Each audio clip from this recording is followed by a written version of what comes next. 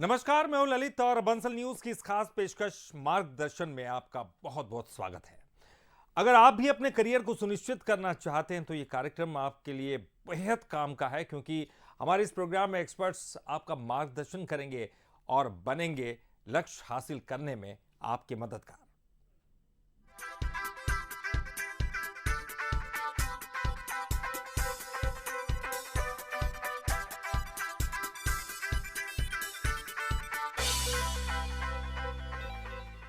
तो हमारे इस खास कार्यक्रम मार्गदर्शन में हम उन लोगों से आपको रूबरू कराते हैं, उनसे मिलवाते हैं जो शिक्षा के लिए बेहतर काम कर रहे हैं, जिनका खास योगदान है। छात्रों के मन में जो भी करियर को लेकर सवाल खड़े होते हैं उनका वो सटीक रूप से जवाब भी देते हैं, आपको मार्गदर्शन देते हैं कि कैसे शिक्षा का स्तर आगे बढ़े।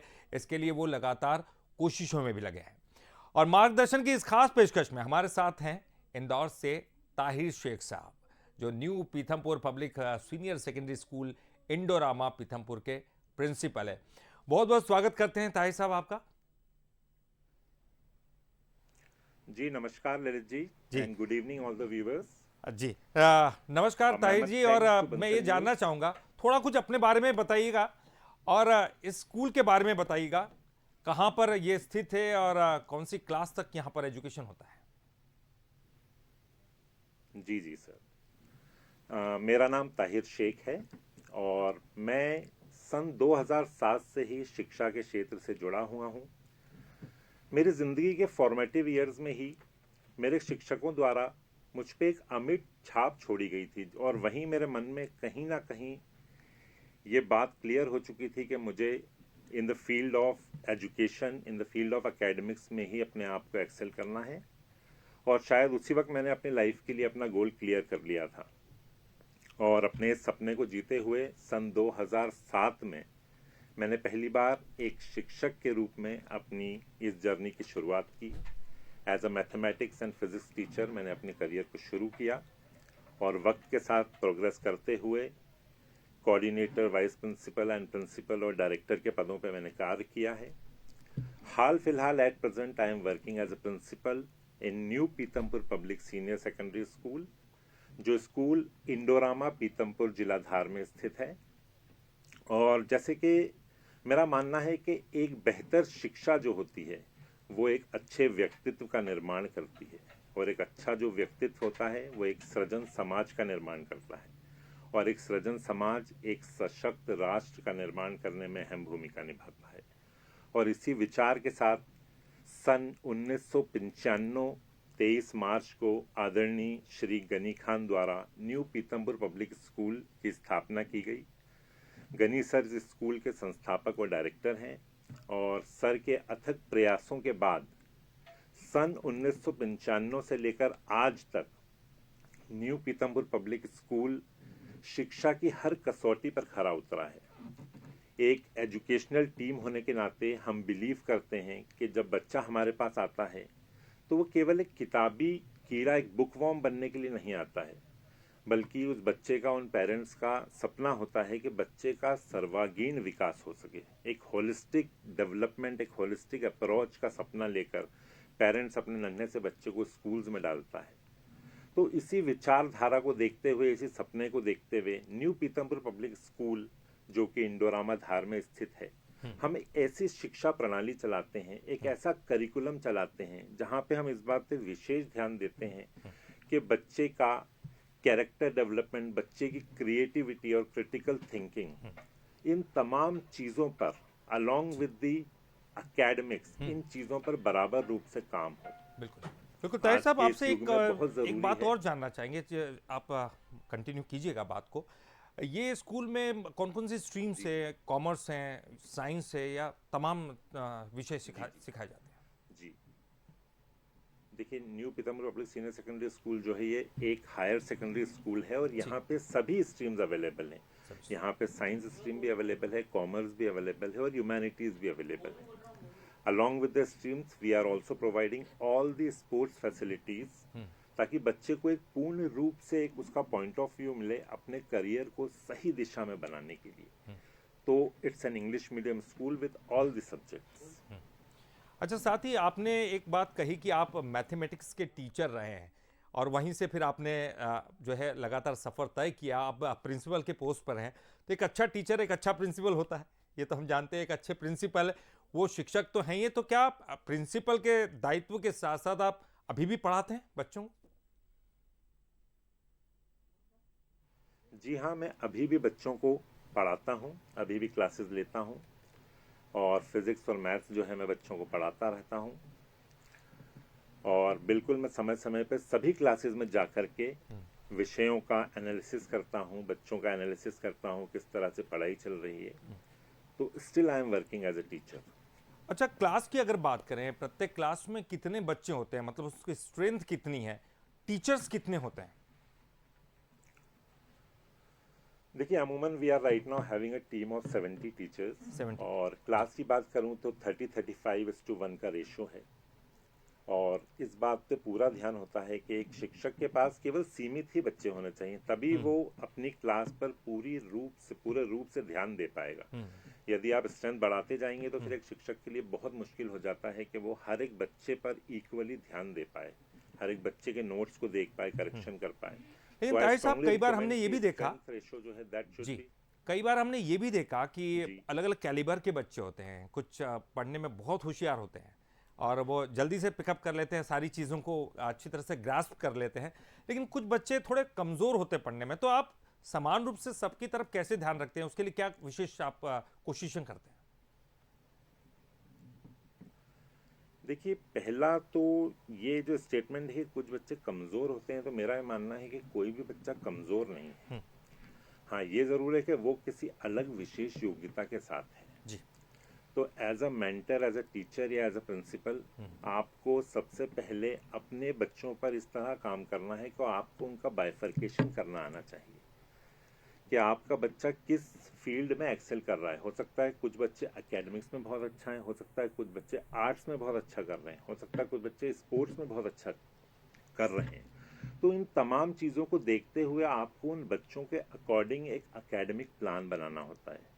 जैसे फॉर एग्जांपल अगर मैं बोलूँ कि सचिन तेंदुलकर यदि सिर्फ मैथ्स पढ़ते होते हैं तो आज वो द सचिन तेंदुलकर ना होते हैं, वो कहीं ना कहीं सपोज एक इंजीनियर या फिर कुछ होते हैं। लेकिन सही समय पे सही प्रतिभाओं को पहचानना और एक प्रिंसिपल और एक शिक्षक को एक जौहरी के रूप में उस हीरे को तराशना चाहिए और पूरी तरह से अपने बच्चों पर ध्यान देना चाहिए। तो बेशक आप एक ऐसा फ्रेमवर्क तैयार कर पाते हैं जिसमें का आपको ये पता होता है कि आप बच्चों का बाइफर्केशन किस तरह से करना है, किन बच्चों को in the field of sports excel करना है, किन बच्चों को in the field of art extra curricular activities. कोई बच्चा बहुत अच्छी डिबेट करता है, कोई बच्चा बहुत अच्छे मैथ्स के सवाल हल करता है। ये तो ये मतलब खास तौर आपकी पर आप वर्किंग अगर बात पैटर्न पे कर रहे हैं तो डिपेंड ये करता है। 10th लेवल की बात कर रहे हैं, जहां पर आपको सब्जेक्ट चूज करने होते हैं 11th में जाकर। तो क्या इसके लिए विशेष जी मार्गदर्शन आप देते हैं जी कि किस तरह से बच्चों को कहाँ जाना चाहिए? कंफ्यूज होता है, करियर को लेकर लगता है कि इंजीनियर बनना है तो शायद यही लेना है, लेकिन सब्जेक्ट में उतनी रुचि होती नहीं उनकी। देखिए, मेरा ये मानना है कि एलिमेंट्री एजुकेशन तक, क्लास 10 तक तो हम एक जनरलाइज्ड वे में बात कर सकते हैं। जी। लेकिन when it comes to choose your future, तो आज के इस आधुनिक युग में जबकि हमारे पास हर तरह की सुविधा मुहैया है, ये बहुत ज़रूरी है और मैं रिकमेंड करता हूँ और रिक्वेस्ट भी करता हूँ हर पेरेंट से कि बिफोर टेकिंग और choosing this subject you should go for a counselling. आजकल इतने सारे टेस्ट आपके लिए अवेलेबल हैं जिनके थ्रू आप जा कर के अपने बच्चे की माइंड मैपिंग करवा सकते हैं, उसका सीबीटी करवा सकते हैं और उसके थ्रू आप क्लियरली इस विज़न पे, इस नतीजे पे पहुंच सकते हैं कि आपका बच्चा किस फील्ड में एक्सेल करेगा। तो आई रिकमेंड इट कि please go for a counselling session before taking your decision. तो ये स्कूल की तरफ से भी विशेष प्रबंध होते हैं, क्योंकि बच्चे कई बार कंफ्यूज होते हैं। लेकिन अगर आप बात करें, क्योंकि मैनेजमेंट बहुत इंपॉर्टेंट होता है और हमने देखा कि बच्चों के मन में तमाम तरह के जिज्ञासाएं होती हैं, लेकिन एक स्ट्रेस का भी एक लेवल होता है, पढ़ाई का बर्डन बहुत ज़्यादा होता है और हमने देखा कि माता पिता खासतौर पर बहुत स्ट्रेस डालते हैं करियर को लेकर। जैसे कि आपने कहा कि कौन सा सब्जेक्ट चूज़ करना है, लेकिन माता पिता का भी एक दबाव होता है कि इंजीनियर बनो, डॉक्टर बनो, ये करो वो करो। लेकिन बच्चा क्या चाहता है ये कोई सुनने को तैयार नहीं होता। स्कूल की कितनी जिम्मेदारी होती है? देखिए, मेरा ये मानना है कि एक स्कूल की, ऐसा कहते हैं कि school is second home for a जी। चाइल्ड। तो एक स्कूल और मैनेजमेंट का पूरा दायित्व बनता है कि वो बच्चों की इस सेगमेंट में पूरी तरह से हेल्प करे। जब हम बात करते हैं कि क्या सिलेक्शन करना है आफ्टर 10th, क्या सब्जेक्ट्स लेना है, तो वहाँ पे देखिए करियर के सिलेक्शन के लिए यदि सिर्फ पेरेंट्स के पॉइंट ऑफ व्यू से बच्चा सोचेगा तो उसके पास गिने चुने 2 या 3 ऑप्शंस है। आइदर जी। आपको डॉक्टर बनना है या आपका इंजीनियर बनना है। ये दो कॉमन जो पेरेंट्स का सपना होता है वही होता है। और यदि बच्चा इसके बाहर जाता है और अपने पीयर से अपने रिश्तेदारों वगैरह में जाता है तो फिर उसके पास एम्पल ऑफ ऑप्शंस आ जाते हैं। तो अगेन वो एक डिलेमा में आ जाता है कि अब मुझे करना क्या है। और वो स्वयं से तो सवाल पूछने की स्थिति में होता ही नहीं है। उसके पास स्वयं मन में इतने कन्फ्यूजन्स होते हैं कि वो किसी नतीजे पे नहीं पहुंच पाता है।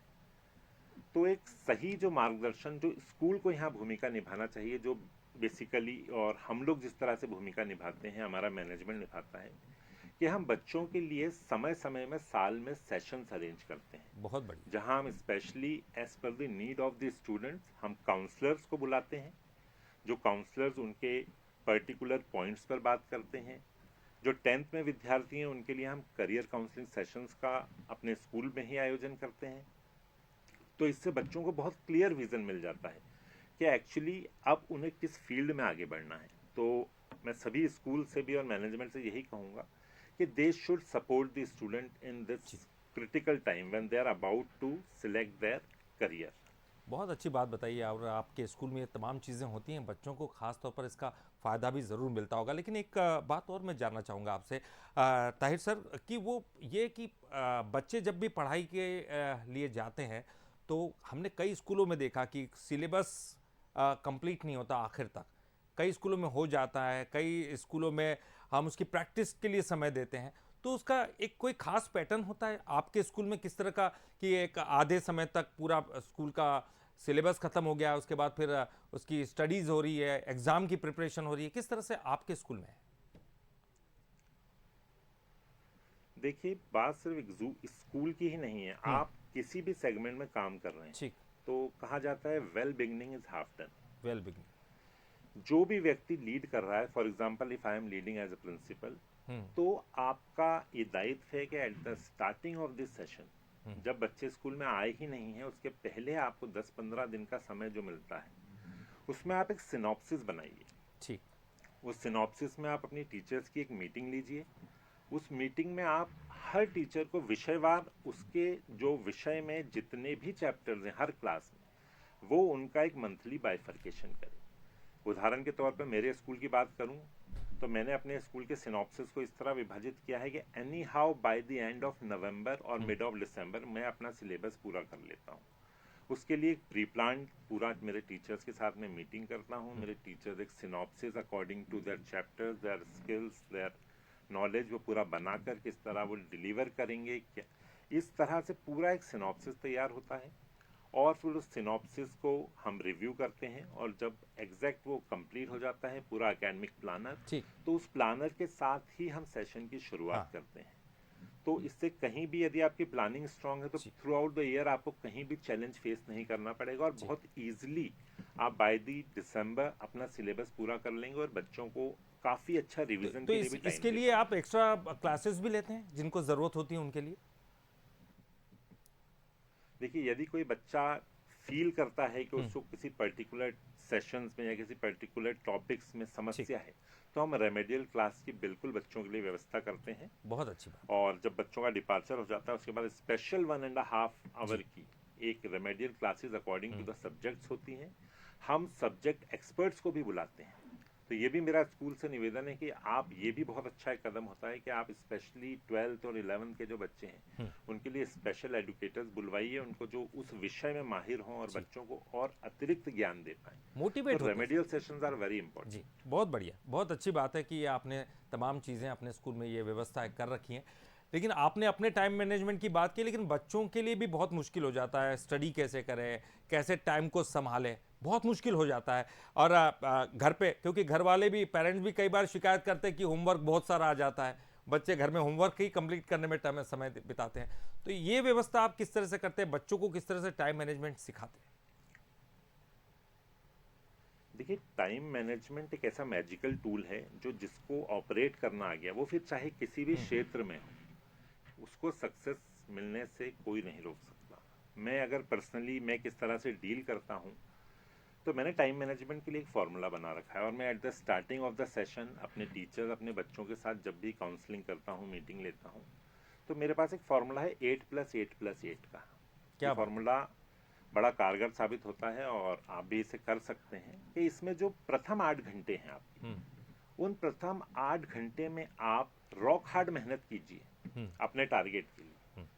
For example if you are in 12th, तो वो 8 घंटे आपके पूरी तरह से समर्पित होना चाहिए अपने विषयों के लिए और अपने रिविजन्स के लिए। उसमें कहीं भी कोई आप रिलक्टेंट या कोताही ना बरतें, उसको बिल्कुल ऑनेस्टली उन 8 घंटों को करें। अगले 8 घंटे की एक जो सेगमेंट है उसको आप पूरी तरह से विश्राम के लिए लें। अपनी नींद जो भी नैप टाइम है, रात का समय है, दिन का समय है, ये हर हालात में ये नियम मतलब आप पे लागू हो सकता है। इट इज़ नॉट नेसेसरी कि आप स्टूडेंट हैं। वो 8 घंटे आप अपने पूरे विश्राम के लिए लें अपनी बॉडी को, जिससे आपकी बॉडी जो है वो वापस से अपनी एनर्जीज को गेन कर सके। और जो तीसरा चरण है आपके 8 घंटे का, उसको आप 2-2 घंटे के अंतराल में बांटिए। क्या बात। जिसमें से एक जो 2 घंटे हैं वो आप फिजिकल मूवमेंट के लिए दीजिए। वो 2 घंटे आपकी बॉडी किसी ना किसी रूप से फिजिकल मूवमेंट के अंदर इन्वॉल्व होना चाहिए। अगले 2 घंटे आप अपनी फैमिली और फ्रेंड्स को दीजिए, जिसमें आपका गेट टुगेदर आ गया, आपका लंच आ गया, डिनर आ गया, तमाम बातें जो भी आप परिवार के साथ करते हैं, दोस्तों के साथ करते हैं, क्वालिटी टाइम हो गया, ये इन 2 घंटे में आप इसको रैप करिए। बाकी जो 2 घंटे हैं वो आप एज अ एंटरटेनमेंट यूज करिए। उन 2 घंटे में आपको जो पसंद है, आपको क्रिकेट पसंद है आप क्रिकेट खेलें, आपको नेटफ्लिक्स देखना है आप नेटफ्लिक्स देखें, आपका जिसमें दिल लगता है, जो क्रिएटिविटी करना है आप वो करें। ये 2 घंटे पूरी तरह से आप अपने आप को दीजिए। बहुत बढ़िया। और लास्ट के जो 2 घंटे बचते हैं, इसमें आप कुछ स्किल्स को सीखिए। एज अ स्टूडेंट मैं ये बोलना चाहूँगा, we are now moving in a new paradigm. एक एआई क्रांति आ रही है मैं कहूँगा। तो बच्चों को बहुत सारी चीज़ें होंगी। एक कोडिंग सीखिए, आप डाटा एनालिटिक्स सीखिए, डाटा एनालिसिस करना सीखिए, डाटा इंजीनियर कैसे बनते हैं, बहुत सारे ऑप्शंस आर अनलिमिटेड। और जिस भी चीज़ में आपको रुचि, आपको लगता है you can become a good architect, आप उसको सीखिए, आप पेंटिंग सीखिए, किसी भी एक स्किल को डेवलप कीजिए। इसी से तो जुड़ा हुआ यदि इस तरह एक से सवाल, आपने एक हफ्ते अपने इसी से जुड़ा हुआ एक सवाल जहन में आया। आपने कहा कि एक स्किल आपको डेवलप करना चाहिए, तो इसको लेकर स्कूल में कुछ कोशिशें की जाती है, एक्स्ट्रा करिकुलर एक्टिविटीज़ हों या फिर और तमाम चीज़ें सब्जेक्ट को लेकर या टेक्निकल एजुकेशन को लेकर, क्या कुछ कहेंगे सर? देखिए, ऑलरेडी स्कूल्स में एक्स्ट्रा करिकुलर एक्टिविटीज़ होती हैं, लेकिन डिपेंड करता है कि उसको स्कूल कितनी ईमानदारी से इम्प्लीमेंट कर रहा है। अगर आप उदाहरण के तौर पे बात करूं तो आप बच्चे से डिबेट करवाते हैं, आप बच्चे से पब्लिक स्पीकिंग कराते हैं, आप बच्चे से सर्वे करवाते हैं, तो हर रूप से आप जब उसको पोएट्री करने का मौका देते हैं, तो ये सारी चीज़ें जब एक स्कूल ईमानदारी से अंतराल के अंदर इस ऐसे inter house competition, inter school competition organise करेगा, तो कहीं ना कहीं आप ऑलरेडी इस चीज़ को बच्चों में डेवलप कर रहे हैं। तो ये स्किल तो डेवलप हो ही रही है। जो बच्चा अच्छी डिबेट कर रहा है उसकी स्पीकिंग स्किल्स डेवलप हो रही है, जो बच्चा पेंटिंग कंपटीशन जीत रहा है वो अपने आर्ट की फील्ड में एक्सेल कर रहा है। तो यहाँ पे स्कूल इस तरह से एक भूमिका निभाता है जहाँ पे वो इस स्किल को डेवलप करने में मदद करता है। बिल्कुल, आपने बहुत अच्छी अच्छी बातें कही, जैसे एआई स्किल को डेवलप करने की बात कही। लेकिन आजकल तो तमाम मोड आ गए हैं। कोरोना काल से हम देख रहे हैं कि लोग अपने हाथ में मोबाइल रखते हैं। हालांकि मोबाइल के डिसएडवांटेजेस भी हैं और एडवांटेजेस भी हैं। तो ऑनलाइन मोड में भी आप क्लास का संचालन करते हैं क्या, जिनको ज़रूरत होती है? जी हाँ, बिल्कुल। देखिए, स्वामी विवेकानंद जी का एक विचार ने मुझे बड़ा प्रभावित किया था कि उनका ये कहना था कि बच्चों की लर्निंग को शिक्षक अपने ज्ञान तक सीमित ना रखें, क्योंकि ये बच्चे किसी और दौर में पैदा हुए हैं। तो डेफिनेटली ये जो पैराडाइम आ चुका है, ये पैराडाइम हमारी एजुकेशन टाइम से, उन पॉलिसीज से बिल्कुल विपरीत है। तो आज के समय में यदि आपको बच्चों को लेकर के चलना है तो आपको इस नई चीज़ को अडॉप्ट करना पड़ेगा। और हमेशा से चीज़ों के अंदर बून और बैन तो होते ही हैं, लेकिन as a teacher, as a parent या एज अ प्रिंसिपल हमारा ये फ़र्ज़ होता है कि हम किस तरह से चीज़ों को फ़िल्टर करें और किस तरह से हमारे बच्चों तक जो पॉजिटिव चीज़ें हैं उनको पहुंचाया जाए। और ऑनलाइन मोड का बिल्कुल कोविड के बाद से बिल्कुल it's a trend now. Without online it is not possible कि आज के युग में हम पढ़ाई को करवा पाएँ, बिकॉज ऑलरेडी आप देख सकते हैं कि सोशल मीडिया प्लेटफॉर्म पे कितने ही टीचर्स हैं जो बच्चों के लिए फ्री ऑफ कॉस्ट वीडियोस दे रहे हैं, उन्हें पढ़ा रहे हैं। तो ये एक ऐसी क्रांति है कि इससे आप बच्चों को आप अछूता नहीं रख सकते। You have to amalgamate the principles of management, the principle of discipline along with this new trend of education. जी, तो आपको ये कहीं ऐसा भी लगता है कि कहीं ना कहीं ये थोड़ा सा प्रॉब्लमेटिक भी हो जाता है, इसलिए स्ट्रिक्टनेस भी ज़रूरी है मोबाइल को लेकर या तमाम चीज़ों को लेकर, जितना उनका फ़ायदा है उतना ही लिया जाए, बाकी इसको अवॉइड किया जाए? देखिए, बिल्कुल हर चीज़ के अगर फ़ायदे हैं तो उसके नुकसान भी जी। हैं, और यहाँ पे भूमिका बनती जी। है पेरेंट्स की और टीचर्स की। हम्म। यदि टीचर्स और पेरेंट्स के बीच एक कोऑर्डिनेशन है हम्म। और उन्हें इस बात का पूरा नॉलेज है कि स्कूल यदि कोई चीज़ को ऑनलाइन मोड में या फिर व्हाट्सएप द्वारा कोई नोट्स दे रहा है या कोई लेक्चर दे रहा है, ठीक। तो उसका किस समय तक इस्तेमाल है, ये एक हमारे स्कूल में विशेष रूप से एज अ क्लास टीचर जी। इस ड्यूटी को हमने बाइफरकेट कर रखा है कि यदि किसी क्लासेस में ऑनलाइन असेसमेंट जाता है तो पेरेंट्स के साथ बिल्कुल इस पर चर्चा रहती है कि कितने समय तक के लिए बच्चों को मोबाइल का यूज़ करना है, क्योंकि ये पाया गया है कि बच्चे पेरेंट्स को भ्रमित करते हैं। ये आपने बिल्कुल बहुत हम अच्छी पढ़ बात रहे हैं, कही हम पढ़ कि रहे हैं, और पेरेंट्स को जैसे भी ही- ध्यान रखना होगा जी, और टीचर को और स्कूल को भी ध्यान रखना होगा। एक अंतिम सवाल कि बंसल ग्रुप का जो योगदान है उसको किस तरह से आप देखते हैं? देखिए, बंसल ग्रुप के योगदान के विषय में तो शायद जितना भी शब्द कहूँ कम है। जो मेरा अनुभव है बंसल न्यूज़ के साथ, वो बहुत ही शानदार है, क्योंकि अमूमन स्कूल में हम देखते हैं हमारे पास कॉलेज से लोग विजिट करते हैं और हमको आमंत्रित करते हैं, और कई कॉलेजेस में मैंने विजिट की है, लेकिन टेक्निकल एजुकेशन में इस समय जो बंसल ग्रुप की भूमिका है वो बेजोड़ है। और अभी हाल ही में मैंने कमलापति जो रेलवे स्टेशन का निर्माण हुआ था, वो भी अपने आप में एक अनूठा उदाहरण है किस तरह से बंसल ग्रुप अपना योगदान दे रहा है इस देश के मतलब निर्माण के लिए। तो बहुत अनूठा है, और इन कॉलेजेस को जब मैं विजिट करता हूँ, मेरे शहर के पास भी बंसल कॉलेज है, और जिस तरह से इंफ्रास्ट्रक्चर है, जिस तरह से लैब्स हैं, और लैब्स और इंफ्रास्ट्रक्चर के साथ साथ योग्य शिक्षकों द्वारा उस चीज़ को बच्चों तक पहुंचाया जा रहा है, ये सबसे अनूठी चीज़ है जो बंसल को दूसरे ग्रुप से अलग करती है। मैंने कई कॉलेजेस देखे हैं, कई बच्चे मेरे पास शिक्षा के लिए आते भी हैं, और मैं यही पाता हूं कि बंसल ग्रुप लगातार सतत साल भर बच्चों के सार्वभौमिक विकास पे काम करता है। वो उनके लिए पीडी का आयोजन करता है, उनके लिए समय समय पे वहाँ पे मैंने देखा कैंपसेस होते हैं, 50-50 लाख तक के पैकेजेस मैंने अपने देखे अपने सामने बच्चों के जाते हुए। तो ये सब ओवर द नाइट नहीं होने वाली चीज़ें हैं, ये चीज़ें तभी संभव हैं जब एक शिक्षण संस्था पूरी ईमानदारी से बच्चों को शिक्षा देती है। तो बंसल न्यूज़ के लिए हैट्स ऑफ है, बंसल ग्रुप के लिए हैट्स ऑफ है। ये जो योगदान देश के निर्माण के लिए दे रहे हैं, I really salute to Bansal group. Tahir sahab, आपसे जो बात की है बेहद ही इंटरेस्टिंग ये चर्चा रही है, और ख़ास तौर पर आपने जो सुझाव दिए, 888 वाला जो फॉर्मूला दिया है टाइम मैनेजमेंट के लिए, वो मुझे लगता है कि जो तमाम हमारे दर्शक इसको सुन रहे हैं, बच्चे जो सुन रहे हैं, उनको ज़रूर फ़ायदेमंद होगा। और इससे भी अंदाज़ा लगता है कि आपके स्कूल में कितना अच्छे ढंग से पढ़ाया जाता होगा। बहुत बहुत शुक्रिया यहाँ आने के लिए, बातचीत करने के लिए और तमाम सलाह देने के लिए। बहुत बहुत शुक्रिया आपका ताहिर जी। Thank you Lalit ji. और इसी के साथ हमारी खास पेशकश में फिलहाल के लिए इतना ही। दीजिए हमें इजाज़त। नमस्कार।